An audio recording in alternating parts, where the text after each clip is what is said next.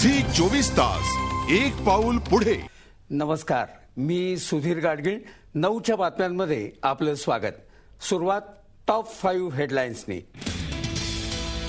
पाकिस्तानात मुशर्रफना डबल दणका, निवडणुकीसाठीचा उमेदवारी अर्ज फेटाळला। देशद्रोहाप्रकरणीचा खटला सुप्रीम कोर्टात चालणार।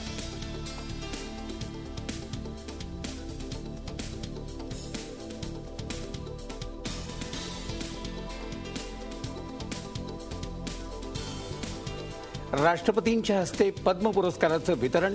नवी दिल्लीत रंगला शानदार सोहळा। राहुल द्रविड, शर्मिला टागोर, श्रीदेवीसह मान्यवरांचा सन्मान।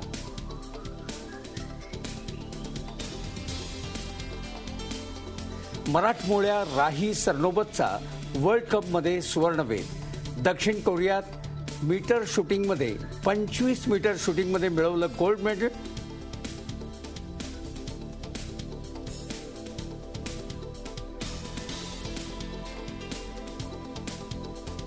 ठाणे बिल्डिंग दुर्घटनेत मृतांचा आकडा 48 वर। अजूनही 20 ते 25 जण बेपत्ता। निष्पापांचा बळी घेणारे दोन्ही बिल्डर फरार।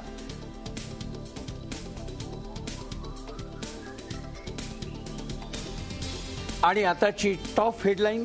ठाण्यात बिल्डिंग कोसळल्याप्रकरणी मनपाचे उपायुक्त आणि वरिष्ठ पोलीस निरीक्षक निलंबित।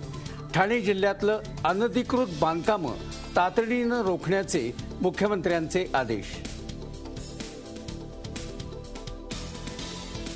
झी 24 तास एक पाऊल पुढे।